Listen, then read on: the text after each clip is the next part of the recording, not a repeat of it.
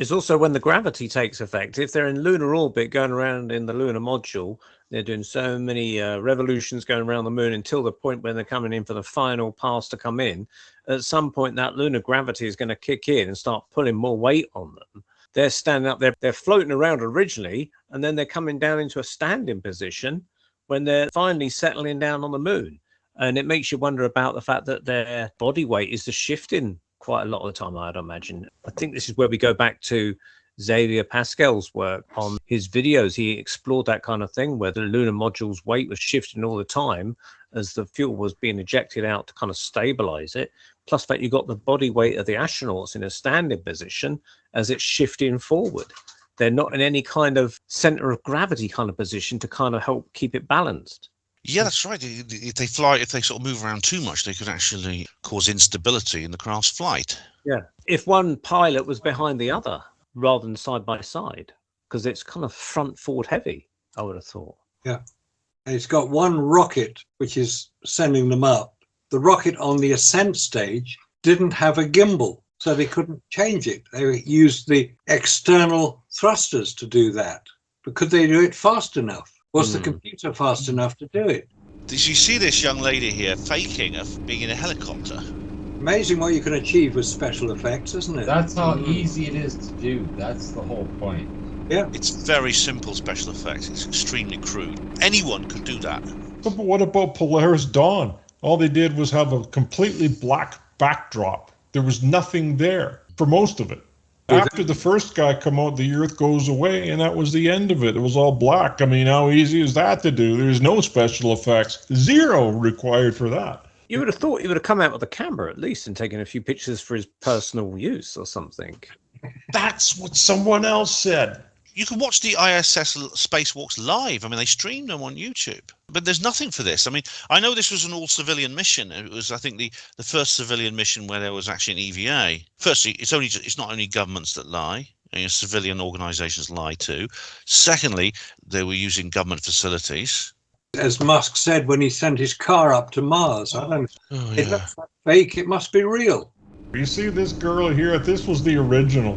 See, she's in the helicopter there.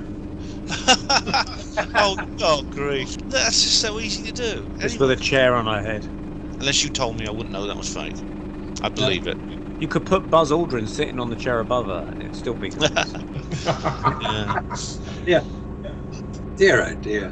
It's exactly like we saw in that Smoke and Mirrors video, which we talked about before on previous shows. With the help of a studio, creating those effects would actually not be that difficult. They do better things in the movies all the time. The video we just seen of the camera going over the moon's surface was very reminiscent to me of the John Dykstra filming for Star Wars, where they had similar kind of cameras panning over the Death Star model and all that kind of stuff. So it was all born out of the same technology, I think. And I mean, I saw the documentary about that. It's amazing. It's all using models. It was all done in camera. There was no CGI back in days when Star Wars started. Yeah, it was all blue screen back then. The effect is completely and utterly, to me, authentic. It looks like exactly what you would see in a real space battle. So no one's ever seen a real space battle, but it just looks so believable. That's why it had such an impact at the time. That in 2001, because they came out more or less similar sort of period of time when people were beginning to get enthusiastic about space, and so much of this, what they were seeing on screen, appeared real.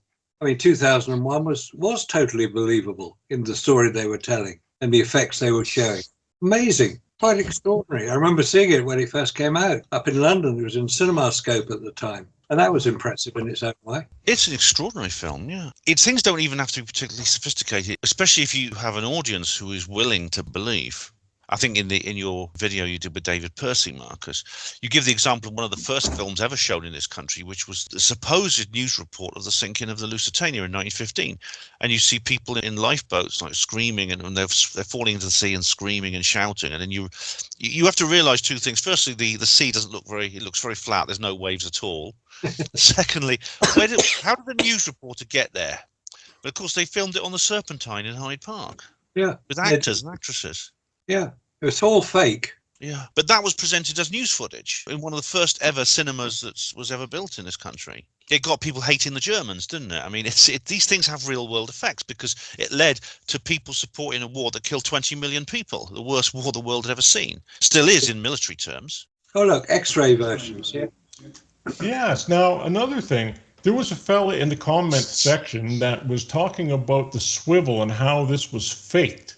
But when you look at it, the ball bearings are actually right inside of this raceway here where that helmet goes on. They're right inside of here. And I actually have a scan of the raceway.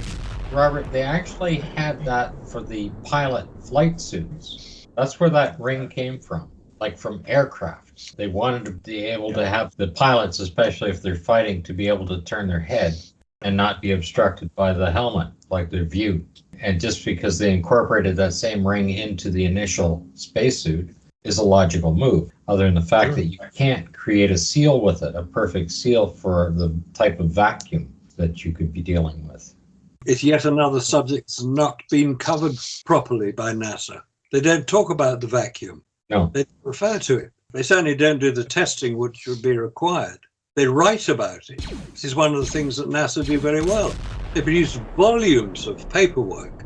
And who was it who said, well, how could they fake all that? I think it's Neil deGrasse Tyson or somebody like that said, they wouldn't fake all that. What does he know? He hasn't looked at it properly. That could be printouts from a simulation because that's the program that's actually running the simulation. You hit control print, out it comes.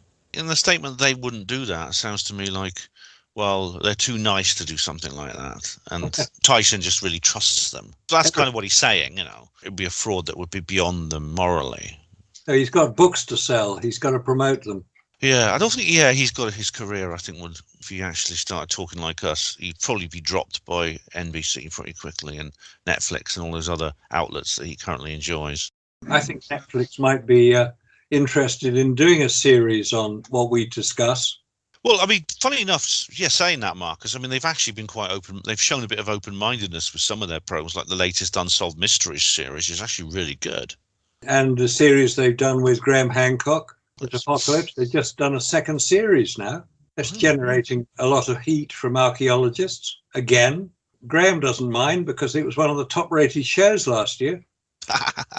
Millions of people have been introduced to a subject that they were not very familiar with. And Graham is a very good presenter. Good for him. So come on, Netflix. How about doing a series on Apollo? We'll be your stars. We'll come on and we'll be your presenters. Robert would do a very good job putting the film together because he knows how to do it. More than NASA does. They would never even talk to us. Do you think Neil deGrasse Tyson would talk to us? Oh, come on. No. He would talk to us if we gave him $25,000 as a retainer like a lawyer.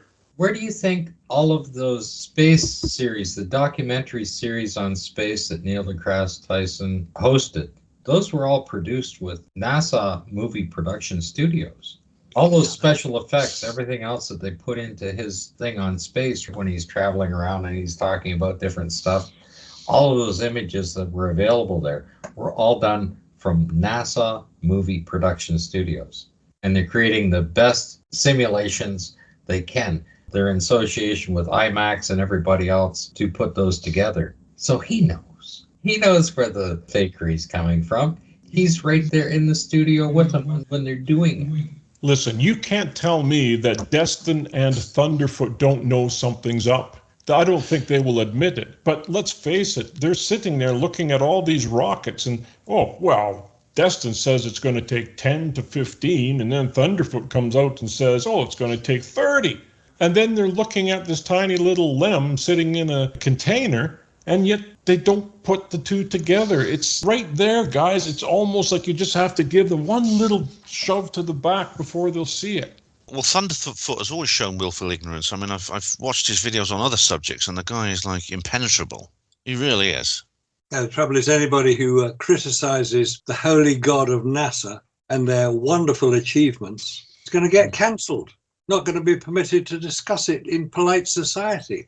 So we have to do it in impolite society. Hi, guys. Hi, guys. Hi, guys. Hi, guys. Hi, guys. Hi, guys.